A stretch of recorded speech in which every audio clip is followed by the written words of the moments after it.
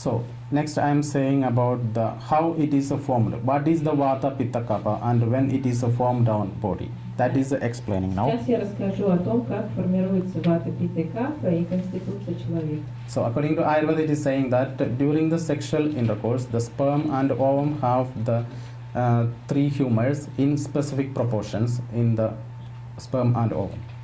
Согласно Аюрведе, во время совокупления сперматозоид и яйцеклетка несут в себе три гумора в разных пропорциях, в разных количествах. And the mother of the mother's body, the uterus and the female body have also specific proportion of the vata, pitta and kapha in them. Женское тело, тело матери и также матка тоже обладают определенными гуморами в определенной пропорции. Because the all things are happening after that, it is in the female body. That's why.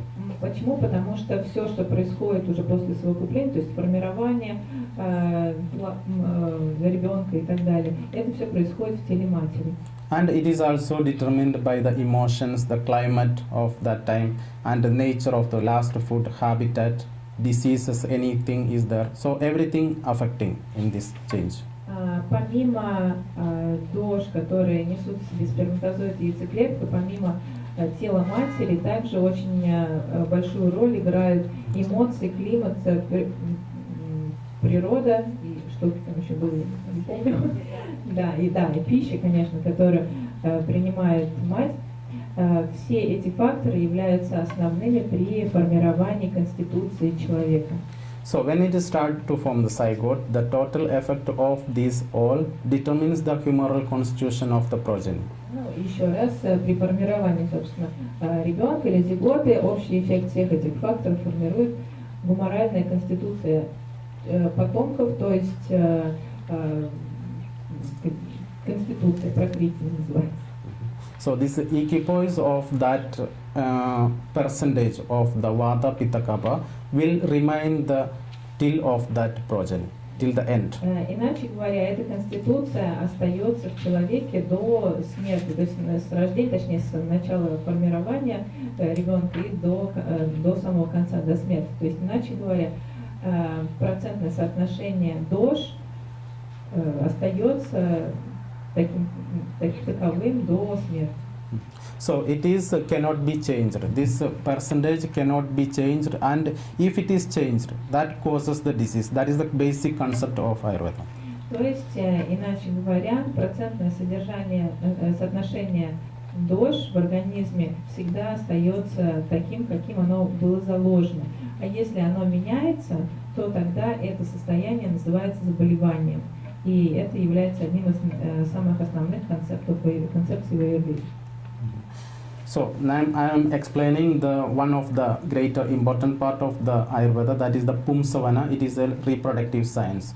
It is because advising to have a better progeny for the next generation. So it includes some kind of body purification treatments and rasayana. It is the renovation of body tissues, and the vajikarana. It is the reproductive system enhancements before the conception. Сейчас я расскажу вам о репродуктивной науке аюрведы, которая называется пумсавана.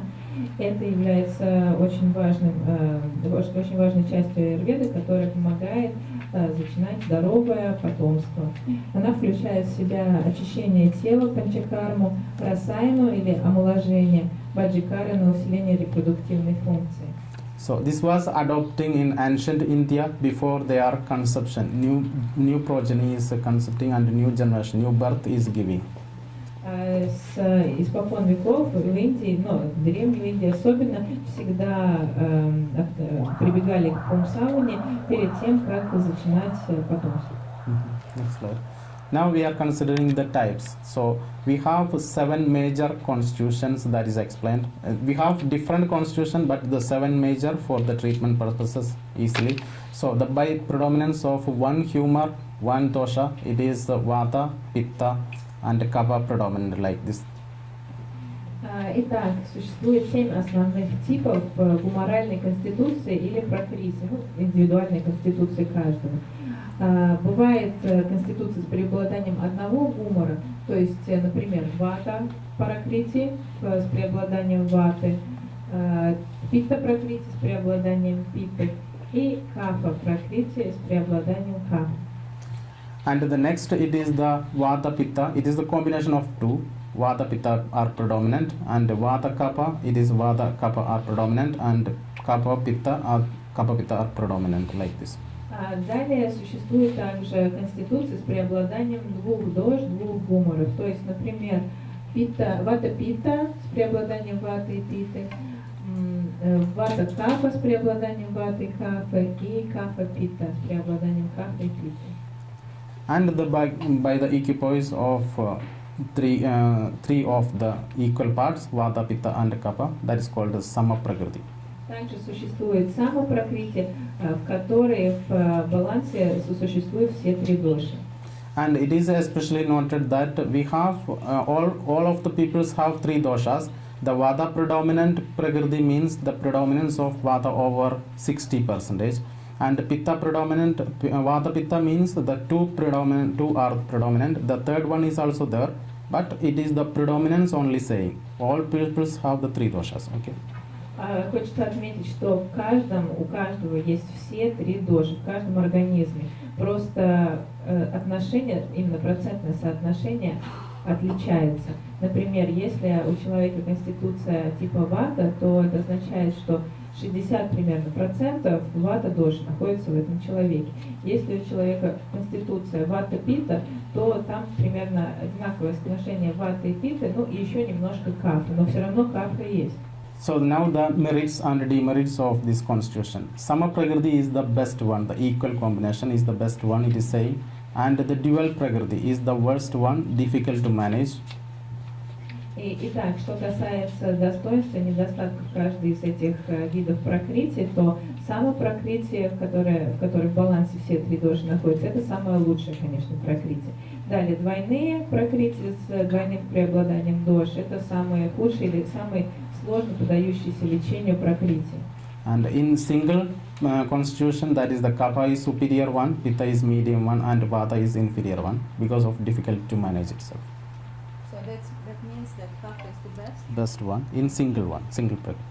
Yeah, yes, да, что касается одиночных пракрити с преобладанием одного гумора, одной доши, то капа является лучшей, пита средней и вата самой худшей. Это рассчитывается или обоснуется тем, что сложнее всего лечить людей типа вата.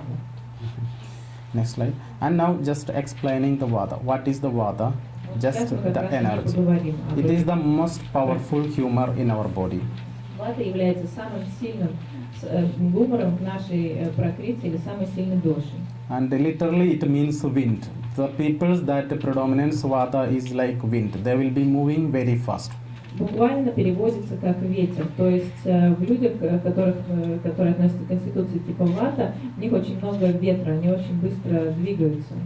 And it is defined by the movements in the universe and in the body, all kind of movements by this vata dosha. И определяется движением, подвижностью, как в человеке, так и во всей Вселенной. And it is the coordinator and regulator of our body. То есть все, что двигается в Вселенной, двигается, и в нас, и во Вселенной, двигается посредством ваты. Также является отличительными характеристиками является то, что она координирует и регулирует тело. And it motion, movements, action, and like creativity, reflexes, all controlled by the vata energy in our body. Также вата отвечает за движение, действие, творчество и любые рефлексы в нашем теле. And next, I'm considering the pitta. It is literally means heat, the fire. Следующая конституция, следующая доша питта буквально означает жар. And it is identical to fire, but different from our external fire. It is the controlled fire in our body. Или огонь, например. Но это похоже на огонь. Огонь, на самом деле, это не огонь. Он отличается от внешнего огня и определяется.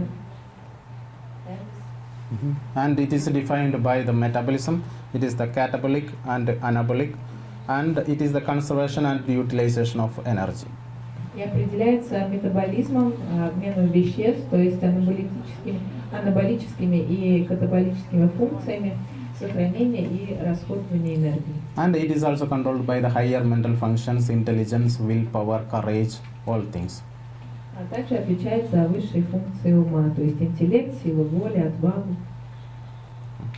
And next it is the kapha. It is the building blocks of the body, building part mainly.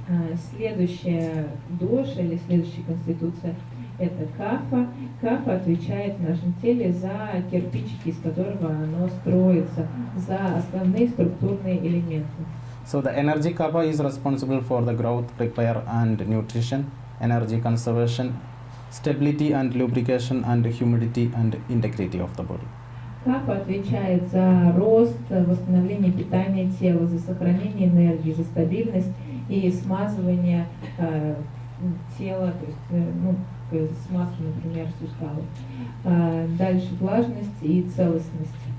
So I just explained about the peripheral things about the three doshas and how it is formed. Now we are going the semi-living components of the body, the tissue systems. Сейчас я рассказал о живых компонентах нашего тела, они называются доши или гуморы. А сейчас я расскажу вам о полуживых или частично живых компонентах. So the liveliness exhibits in tunes of stimuli of humors in these semi-living components. Живость проявляется в соответствии со стимулами ваты, питы и кафы, если мы говорим об этих полуживых компонентах. There are 7 vital elements, that is a saying in Аюрведа. I'm not just going to deep into this because it is a lack of time. We have the rasa, rakta, like all this, but it is not like the modern terms. It is not there. It is different from that another concept it is using in Аюрведа. Согласно Аюрведе, в теле существует 7 жизненно важных элементов или тканей. Я не буду, опять же, вдаваться в подробности, очень много и долго рассказывать о них, потому что и название, и функции, все это отличается от современной терминологии. And who are interested in deep, you can read all these things about this. And next I am going to the inert components, the waste products of our system. Если вас интересует эта тема семьи тканей, то можно подробнее об этом прочитать. Поэтому сейчас мы поговорим о неживых элементах тела. So the waste products are the inert components of our body. Итак, неживые или инертные компоненты нашего тела – это продукты отхода, продукты жизнедеятельности. These substances are to be eliminated from our living system in proper time intervals. If it is not eliminated properly, that creates the disease. That is the importance of waste products in our system. Да, это те субстанции, от которых необходимо избавляться в должные отрезки времени. Если же от них не избавляться в должное время, то тогда они вызывают формирование заболеваний. It does not exhibit any kind of life properties and they are innumerable in number. Они бесчисленны по количеству и не проявляют никаких признаков жизни. They can be like metabolic waste like carbon dioxide, urea, acids, nitrates, byproducts, digestive waste. К этим отходам, к этим продуктам жизнедеятельности относятся такие как метаболический отход, то есть, например, мочевина, кислоты, нитраты и так далее. Также это digestive waste like stool, urine, sweat, and dead cells, body tissues, hair, grown nail tips, etc. Также это могут быть пищеварительные отходы, стул, моча, пот. Okay, and this is the introduction of body system, body nature, and now I am going to explain the health. That is the what is the health. Да, и также омертвевшие клетки, мы видели, там тоже было на слайде. И сейчас мы поговорили с вами, уже точнее проговорили темы различных компонентов тела, то есть живых, полуживых и инертных или неживых. И сейчас мы обсудим концепцию здоровья согласно Аюрведе. So for the healthy time, the vata, pitta, kapha will be acting differently, normal physiology. So it is in the childhood, it is always increased kapha, and in the young age it is the pitta time, and vata is the increased in the old age period. Согласно Аюрведе, все три доши действуют в определенные, не только действуют, но преобладают в определенные отрезки жизни. То есть, например, в детстве преобладает доша кафа, потом в зрелости, ну нет, точнее не в зрелости, а в самом таком активном возрасте это пита, и потом уже в зрелости или в старости это вата. So in that we can see that the kapha is the growing age. The growing age always predominates the kapha dosha, and the most active period it is the pitta, and when it is degeneration starts, that is the vata increasing period. Иначе говоря, можно сказать, что период роста всегда относится к кафе, и рост и становление. Извините. Период активности всегда относится к пите, и период дегенерации, разложения всегда относится к вате. And next I am explaining the digestion, about the digestion. When in the beginning of the digestion, beginning of eating the food, that is the kapha predominant time. And when the digestion starts very strongly, it is the pitta predominant time. And when its absorption and assimilation starts, the vata predominant time. Это можно, кстати, рассмотреть на примере пищеварения. Когда мы только начинаем употреблять что-то в пищу, то это период кафы. Когда пища попадает в желудок и начинаются метаболические процессы, то это уже период питы. И когда уже пища ассимилируется, всасывается и выводится отход, это уже период ваты. Always constipated for vata peoples, and pitta peoples of tendency always loose stools, and kapha peoples moderate stool and normal stool for the balanced peoples. Да, что касается нормальной физиологии, гумора в кишечнике и также аппетит, то можно тоже рассмотреть это как пример преобладания той или иной доши. Например, если постоянно кишечник, если постоянно присутствует запор, то это относится к вате, заболеванию типа вата. Если постоянно жидкий стул, то тогда это состояние типа пита. Если средний стул, то это состояние типа кафа. И также у ваты обычно регулярный стул, у питы сильный, резкий, резкий в смысле по характеру, что и кафа всегда пониженный. You said appetite, yes? Yeah. Okay. And next slide, please. Now we are considering the during the day and night, what is the vata pitta kapha, how it is acting, how it's a physiology. Также гуморы или доши преобладают в определенное время дня. Each day is considered as the sun time and night is considered as the moon time. Итак, день считается временем Солнца, а ночь считается временем Луны. So 6 to 6 is the time, almost when the time is equal. Here it will be little bit different from this, and 6 a.m. to 6 p.m. the sun time, and 6 p.m. to 6 a.m. is the moon time. И примерно, немножко, может быть, это отличается от различных стран, но примерно всегда более-менее одинаково, то что с 6 утра до 6 вечера это время Солнца, а с 6 вечера до 6 утра это время Луны. And in this time, from 6 to 10 a.m. and p.m. is the kapha time. It's calculating as kapha time in our Из body. этого времени исчисляется уже время по доше. То есть, например, с 6 утра до 10 утра это время кафы. And in this time, in the morning time, it is the tendency for physical heaviness and mental slowness. And because of that, we need to wake up before 6 o'clock in the morning and do exercises in the morning and light breakfast also. That is Аюрведа Итак, says. время кафе это с 6 утра до 10 утра. Это время характеризуется тем, что в теле присутствует тенденция к тяжести и также психически, умственно тоже очень сложно как-то проснуться, и такой заторможенность некоторая присутствует. Поэтому очень важно просыпаться до 6 утра и заниматься легкими какими-то физическими упражнениями. And evening time, it is the tendency energetic. It will be a little bit energetic in this time, or feels more energetic than the other time. And this time before the 7 we need to eat the dinner, and pleasant non-stimulating activities advised during the evening time 6 to 10, and sleep 10 o'clock. Before 10 o'clock is advised by Ayurveda. Да. Вечером время кафы тоже с 6 вечера до 10 вечера. В это время рекомендуется тоже прогулки, какие-то не особо сильно стимулирующая деятельность, то есть, ну, такие прогулки, может быть, плавание, что-нибудь такое. И потом необходимо ложиться спать до 10. И еще я забыла сказать, что лучше в это время с 6 утра до 10 вечера, чтобы завтрак был легким, потому что это время кафы.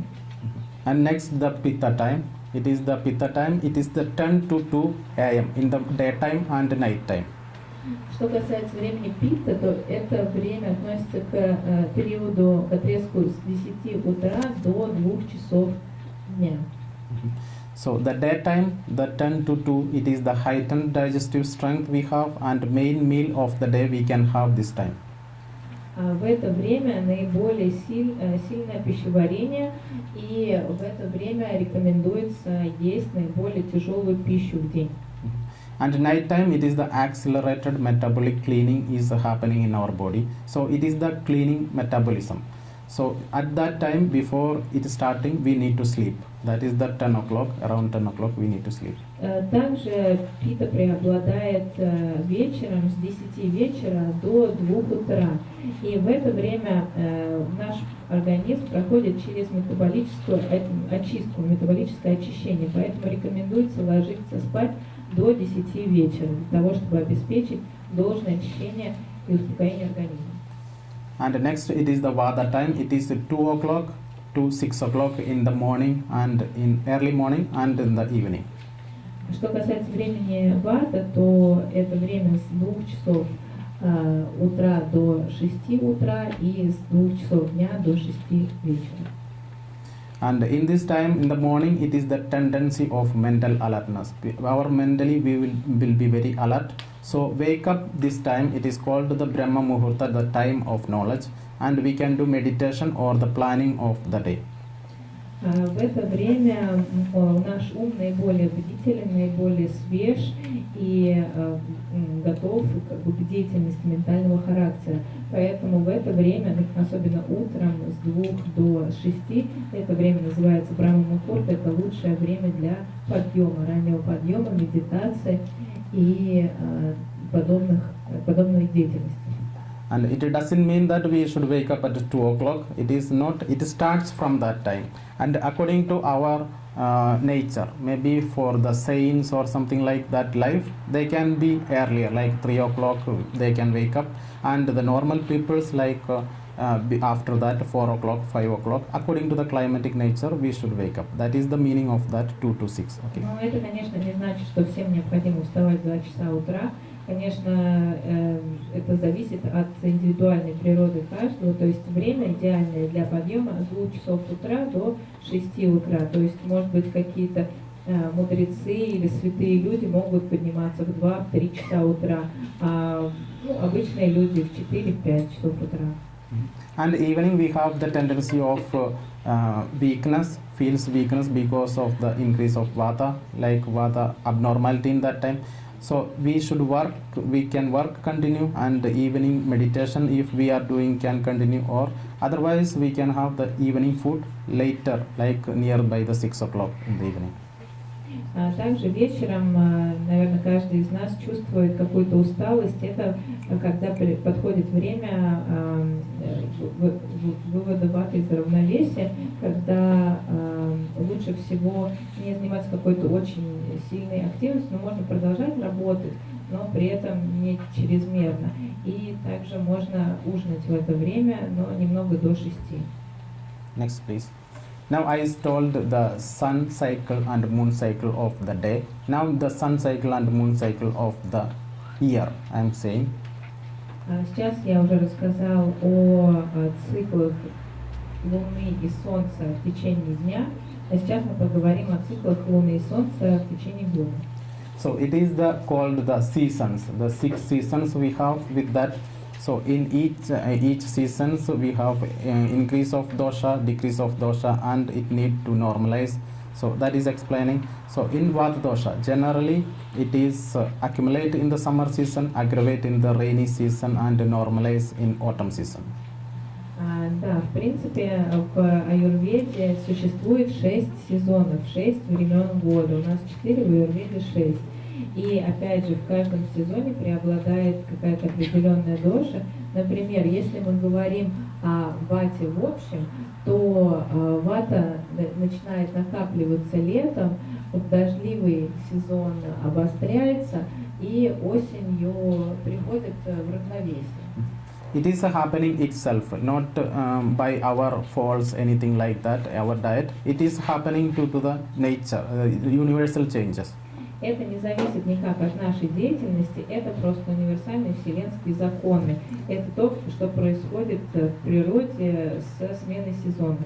And it is explained in the classic way, like in its original place. But in Moscow, in Vata in Moscow, it is, we don't have like a summer or something like that strongly here. We have the very strong winter here. That's why that accumulate in winter, in early winter, and aggravating the late winter and spring, it normalizes itself. The regional changes. Но это касается вот то, что, о чем мы сказали, то, что вата накапливается летом, обостряется в дождливый период и осенью нормализуется. Это относится к общим понятиям. Что касается Москвы, то здесь у нас нет такого сильного лета, например, как в Индии, и у нас очень сильный резкий сезон или климат зимой, поэтому вата накапливается ранней зимой, потом обостряется поздней зимой и приходит в равновесие весной. And pitta, in generally it accumulates in the rainy season and aggravate in the autumn season and normalize in the early winter. Обычно питта накапливается в дождливый сезон, потом обостряется осенью и приходит в равновесие ранней зимой. But when we considering in Moscow, it is accumulate in the summer and rainy. It is not strongly because we don't have like a strong summer here, and it is a mild autumn also. It's mildly aggravating. The pitta peoples more aggravating and normalizing in the early winter. Да, но что касается опять же Москвы, то питта начинает накапливаться летом, потому что лето у нас не очень такое жаркое, как в Индии, и продолжает накапливаться в дождливый период, потом осенью обостряется немножко и приходит в равновесие ранней зимой. And for kapha, it is kapha definitely very much increasing here, and many kind of problems are creating here. It accumulates in the late winter and spring, it aggravates and normalizes itself in the summer season. Что касается кафа, кафа приносит очень много беспокойств людям, живущим в этой полосе, то она накапливается обычно поздней зимой, выходит из равновесия, обостряется весной и потом нормализуется летом. And now we are considering about the site at which the dosha predominates in the body parts. Также не только во Вселенной, но преобладание дош присутствует также и в теле человека, о чем мы сейчас поговорим.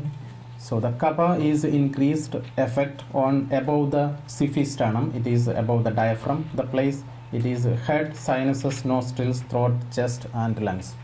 Капа преобладает в области над солнечным сплетением, над диафрагмой точнее. То есть это голова, носовые пазухи, нос, ноздри, горло, грудь, легкие. Все, что над диафрагмой находится, это место преобладания капы. So Ayurveda considers that the diseases that is above the diaphragm will be predominating the kapha dosha. То есть, согласно Аюрведе, те заболевания, которые возникают в этом районе человеческого тела, относятся по умолчанию к капа доши. And pitta in between the siphisternum and umbilicus, it predominates. It's mainly the digestive organs, the stomach, liver, spleen, gallbladder, duodenum and pancreas. Местом преобладания питы в организме является область между диафрагмой и пупком, то есть вся брюшная практически полость. Иначе говоря, такие органы, как желудок, печень, селезенка, желчный пузырь, 12-перстная кишка, поджелудочная железа. And vata predominates in the umbilicus, below the umbilicus area, and it is the mostly in the small intestine, large intestine, lower limb and the back spinal area.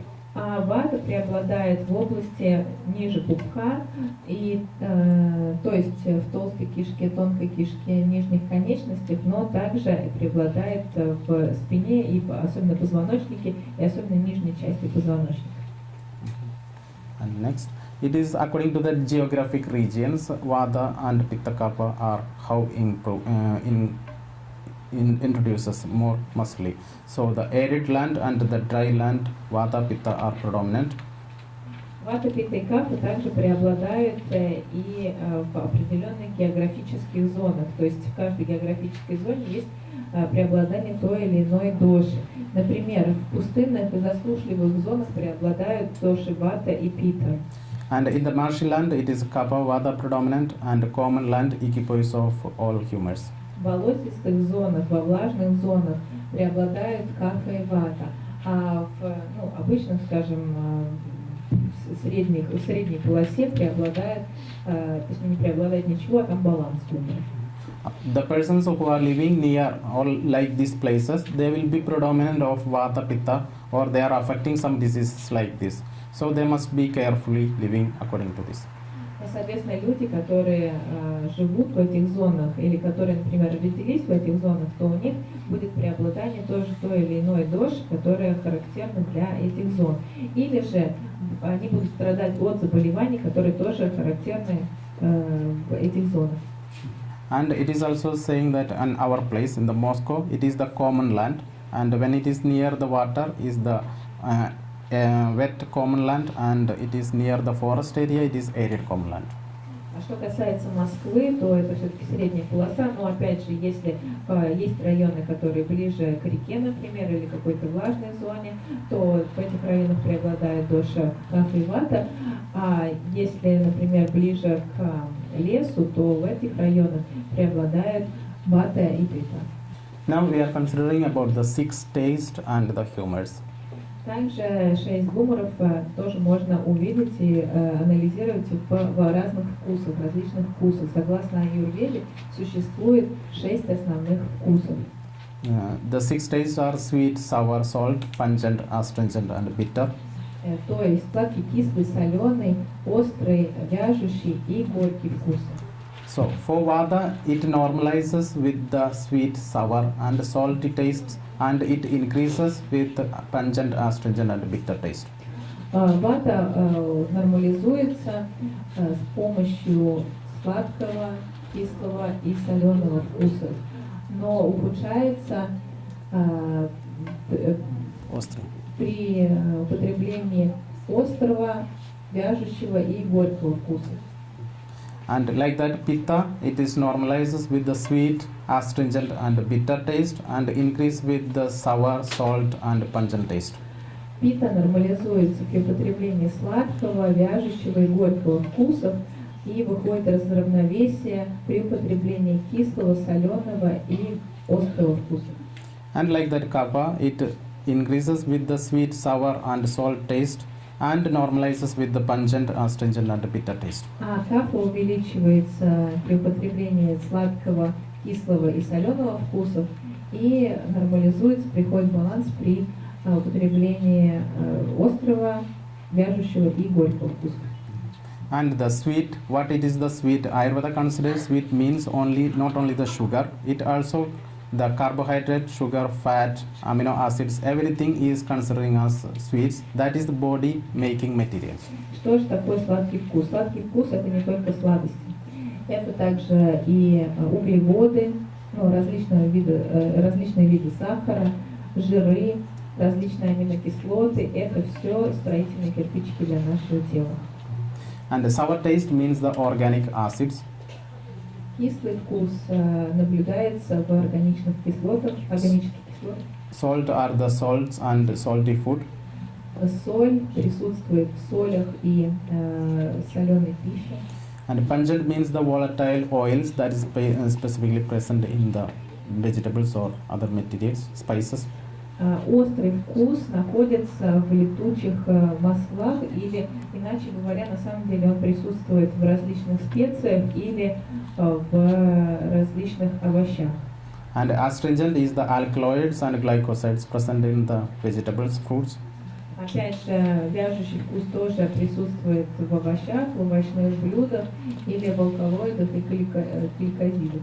And bitter taste is the tannin. А горький вкус, например, можно найти в таннине. Now I explain the pyramid, vata, pitta, kapha type body pyramid А also. сейчас я объясню пирамиды типа вата, питта и кафа. So by this we can use, for vata people can use more sweet like products more, and sour little bit less, salty, pungent, astringent and bitter, like this we should Для чего use. нужны эти пирамиды? Для того, чтобы объяснить, как следует питаться людям определенной прокрытии. То есть, например, люди типа вата могут есть больше всего пищи сладкого вкуса, а потом кислого вкуса, соленого и других по чуть-чуть. Люди типа пита им следует употреблять больше всего горького вкуса, немного сладкого, точнее тоже достаточное количество сладкого и достаточно вяжущего, и остальных по чуть-чуть. И людям типа кафа следует употреблять больше всего острой пищи, горькой, вяжущей и других понемножку. So like that we can balance the doshas in our body. Таким образом, следуя этому принципу, можно держать в балансе все свои доши. And now this is the picture, shows that how it is the vata, pitta, kapha persons by their healthy stage. The kapha will be the bulky and heavy peoples, and pitta will be the medium peoples, and vata peoples will be the very thin peoples. На этой картинке можно посмотреть на то, как отличаются люди разных конституций, кафа, пита и ваты. То есть люди типа кафа отличаются хорошим телосложением, люди типа пита среднего телосложения, хорошим, простите, но таким больше грузным, я имею в виду. А потом пита это среднего телосложения люди, и вата более худые.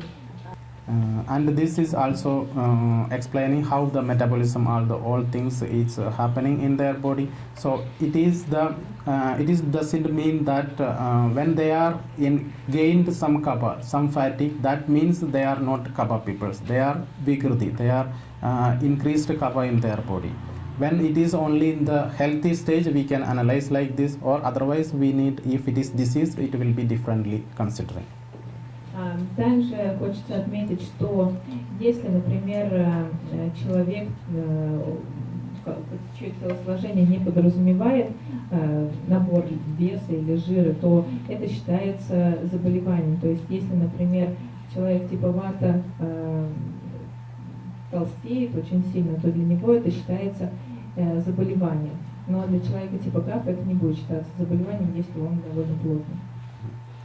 Now I am explaining the health of the person. What is the health? It is we have, I told in the beginning, the constitution. That is the specific percentage of vata, pitta, kapha in the body. And it is below that blue line. And in between that red line and blue line, there is the percentage of dosha that works every day. Like these changes, like seasonal changes, daily changes, it will be working for the normal physiology, normal health of the body. Сейчас мы поговорим о здоровье, концепции здоровья в Аюрведе, и что является здоровым организмом, а что является заболеванием. Итак, вот здесь ниже голубой линии, если вам видно, расположено нормальное состояние дош, то есть это то, что никогда не меняется, это конституция. И дальше над голубой линией находится доша, которая меняется в зависимости от разных факторов. Это может быть время года, это может быть время дня, это может быть климатические какие-то факторы, разные факторы, пища. So when the aggravations and normalization in that between that normal level, in that level, that is called the health. It is for the normal working of the doshas. То есть здоровые изменения, которые не переходят за красную линию, являются, опять же, здоровым состоянием организма.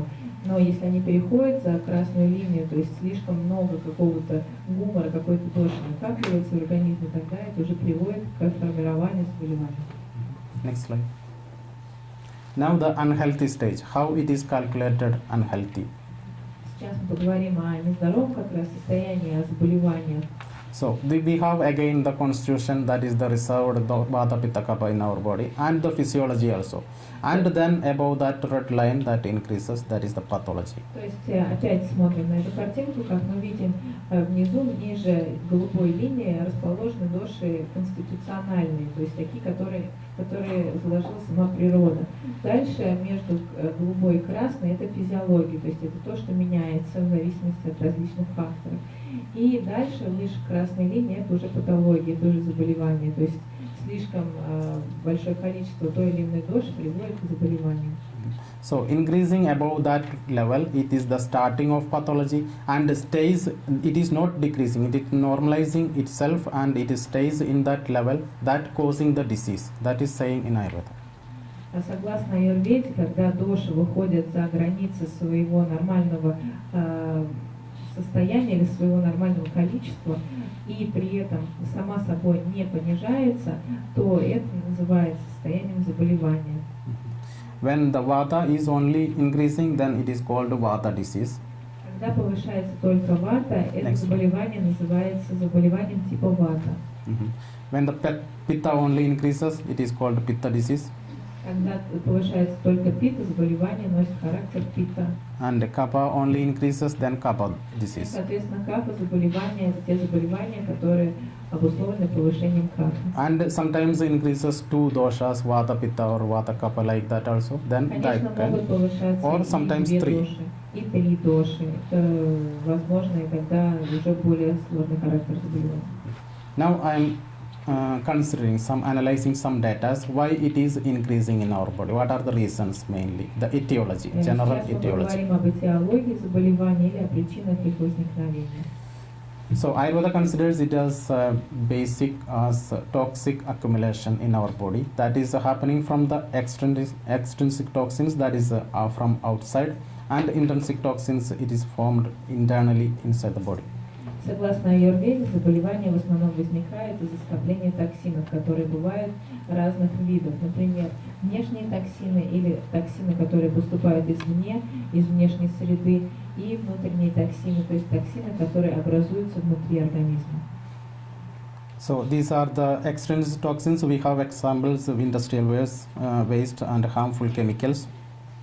Токсины, которые поступают извне, это, например, вредные химические вещества, которые могут поступать из средств передвижения, допустим. Это могут быть мышьяк, ртуть, кадмий, нитраты и так далее.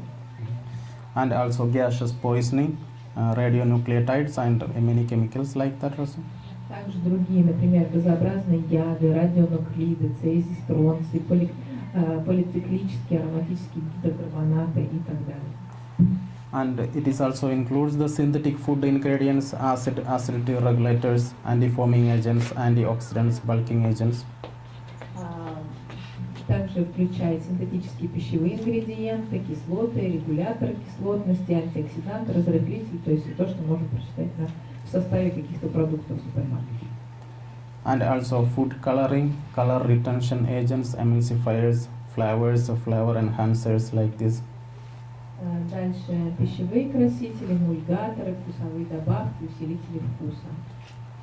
And also humectants, this is very much using here because we are always dry our skin, then we are using many kinds of creams, that is also humectants. И также увлажнители, это особая статья,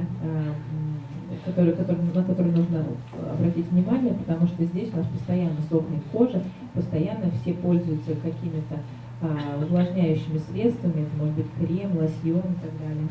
And stabilizers, thickeners, sweeteners, etc. also. Также стабилизаторы, подсластители, вещества, увеличивающие объем, например. Это опять же пища. And overuse of some chemical medicines, continuous use, and pesticides and fertilizers, preservatives and drugs. Также чрезмерное и постоянное длительное применение каких-то лекарственных веществ современной медицины тоже может вызвать скопление токсинов. Пестициды, удобрения, консерванты и наркотики. And also the climate changes. The intense changes in the climates also affect us extrinsic toxins. Также токсины могут скапливаться из-за изменений в окружающей среде. Here also it is a very important factor in Moscow because the strong climates we have. Здесь также в Москве это тоже очень сильно чувствуется, потому что у нас очень резкий климат. Now the intrinsic toxins that is forming inside of our body. И что касается внутренних токсинов, то есть токсинов или шлаков, которые образуются внутри организма. And they are the wrong food. It is the very important factor. It is 70 to 80% the diseases causing is the wrong food. То они в основном возникают из-за неправильного питания. Да и вообще, в принципе, 70-80% заболеваний вообще любых зависит от пищи и возникает из-за неправильного питания. And the stress, it's also affecting very much. In the modern life, it is 30 to 40% of the people. Также стресс, опять же, 30-40% заболеваний любых различных этиологий возникают из-за стресса, особенно в современное время. And the lack of exercise or improper exercise that also aggravates, increases the toxins in the body. Отсутствие или недолжное количество физической активности также вызывает проблемы со здоровьем, скопление токсинов. And the genetic causes that also prevailing in this modern era. Также генетические факторы тоже преобладают в современном мире. So what happens when the toxin accumulates? According to Ayurvedic view, when we have these three doshas and accumulated toxins in our body, it becomes the metabolic toxins in our system. Итак, как же формируются токсины, что они дальше делают? Согласно Аюрведе, когда токсины попадают в тело, они накапливаются и превращаются в метаболические токсины. And then it is come to the intoxication level. That is the toxins affected by the cells, tissues in our system. That is the toxins, metabolic toxins, plus the increased dosha. That is coming in contact and toxins are mixing together and it makes intoxication. То есть, когда токсины попадают в тело и превращаются в метаболические токсины, то есть попадают в клетки и в микроскопические клетки и ткани нашего тела и мешаются вместе с увеличенными уже дошами, то наступает интоксикация. That intoxication, next slide, it is called the ama. It is the vitiated humors, vata, pitta, kapha in the body and the metabolic toxins. It is combining together. Такая интоксикация называется в Аюрведе ама. Эта интоксикация включает в себя и вышедшие из равновесия доши, увеличенные доши, и токсины, скопление токсинов. Then the next level it is that it come to the our main cleaning organs of the body like kidneys, liver and pancreas, colon and the whole body it affects next. Дальше скопление токсинов, точнее, когда токсины попадают в тело, то они начинают накапливаться в наших органах, которые отвечают за очищение организма. То есть это в основном почки, печень, поджелудочная железа, толстый кишечник, и потом уже распространяется по всему телу вообще. Then it is starting as the disease in our body. И потом начинает возникать проблема со здоровьем, то есть начинает возникать заболевание. Including immune diseases, system diseases, neurological diseases. Среди которых заболевания иммунной системы, neurological diseases, digestive diseases, неврологические расстройства, нарушения пищеварения, hormonal and cardiovascular diseases, гормональные и сердечно-сосудистые проблемы. And chronic fatigue syndrome, low sex drive, insomnia, fibromyalgia symptoms, and child health problems. Также возникают такие заболевания, как синдром хронической усталости, пониженная либидо, бессонница, фибромиалгия, детские заболевания. And also hypersensitivity, also in increased stages, and obesity, musculoskeletal disorders, headache, and even cancerous changes. Повышенная чувствительность, ожирение, заболевания мышечно-двигательного аппарата, головные боли и даже онкологические заболевания. So this is the normal etiology and pathology of diseases, and it is identifies Ayurveda identifies from the beginning itself when we feel like some unspecified symptoms and we can clean the body, then these symptoms will be removed from the system.